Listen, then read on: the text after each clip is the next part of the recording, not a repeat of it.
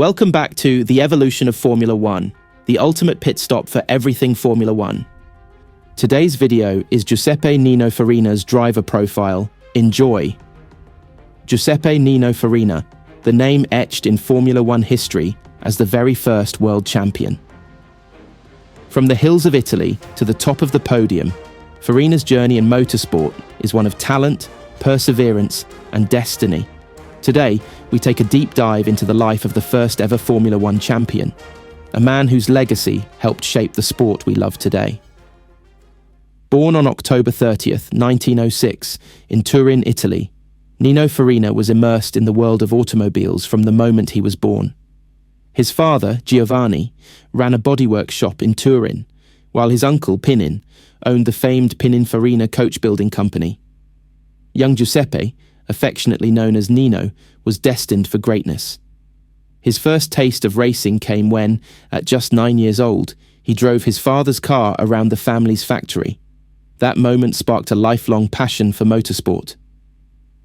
Farina's racing career began in his teens, initially as a co-driver for his uncle in road races, before stepping into solo events by the age of 19. He did his mandatory military service in the Italian army in 1930 and completed his service in 1932. By 1933, he purchased an old Alfa Romeo and started competing regularly in hill climbs and local race events, quickly making a name for himself. However, this was still just an expensive pastime for Farina. He had successfully earned a PhD in political science and was a lawyer as his main profession. But it wasn't until 1934, when Farina joined a Voiturette racing team, that he truly started to shine and advance his motor racing skills. By 1936, Farina's talent was undeniable. Tazio Nuvolari, Italy's greatest driver at the time, recommended Farina to Enzo Ferrari, who took him on as a driver for Alfa Romeo under the banner of Scuderia Ferrari. This marked the beginning of a partnership that would define Farina's career.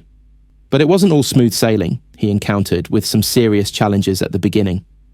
A devastating crash in Monaco in 1936, and a second wreck in Monza a few weeks later, where he was physically thrown out of the cockpit, put Farina on the sidelines, yet he showed remarkable resilience in his recovery from injury, bouncing back to finish third at the Peñarén Grand Prix after starting last on the grid.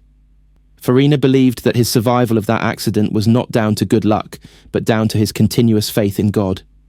Farina and Alfa Romeo went on to become Italian drivers' champion 3 years in a row from 1937 to 1939. Fast forward to 1950, the inaugural season of Formula One. Farina, now a seasoned driver, was part of the factory Alfa Romeo team that would dominate the first F1 season. He made his mark early, winning the first ever F1 race at Silverstone ahead of the 3 other Alfa Romeo cars. The title was his to lose, but it wasn't going to be easy. At the Monaco Grand Prix, Farina's race took a turn for the worse. After a promising start, a flooded track at Tabac Corner led to a spin, and Farina was caught in a multi-car pile-up, forced to retire while his rival, Juan Manuel Fangio, claimed victory. The championship battle was far from over, though. Farina was back on form at the Belgian Grand Prix and the Bremgarten race in Switzerland, where he showed his exceptional driving ability, finishing in front of the competition. As the season progressed, his consistency kept him in the lead, but challenges came from his teammates and rivals alike. The season culminated at Monza, where Farina faced a nerve-wracking final race. 4 points behind Fangio and 2 behind Luigi Fagioli, Farina needed to win. After a flawless drive, including a dramatic moment when Ascari's engine failed and Fangio's gearbox failed, Farina cruised to victory and secured the first ever Formula One World Championship title at the tender age of 44. Farina's career didn't end with that first championship. He moved to Scuderia Ferrari in 1952.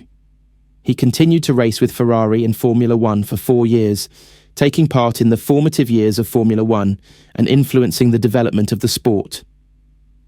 He never claimed another Formula One title, but he was never far off the pace, finishing second and third with Ferrari. He retired from Formula One in 1955 and went on to become a successful Alfa Romeo dealer. Farina's driving style was sitting bolt upright and well back in the cockpit.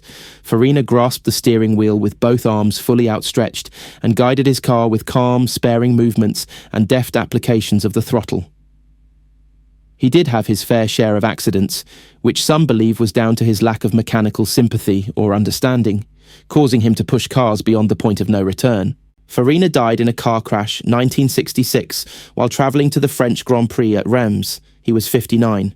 Enzo Ferrari himself would once remark, "A man of steel, inside and out, but I could never help feeling apprehensive about him. He was like a high-strung thoroughbred, capable of committing the most astonishing follies. As a consequence, he was a regular inmate of the hospital wards." Here's an overview of his race statistics in Formula One.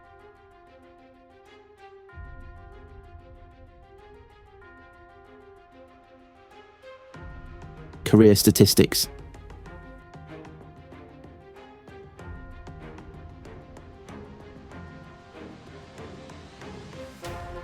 So there you have it, the first F1 world champion, Nino Farina, a true legend of motorsport.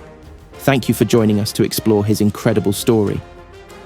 If you enjoyed this journey through F1 history, don't forget to like, share, and subscribe for more legendary tales from the world of racing. Until next time, keep the engines roaring.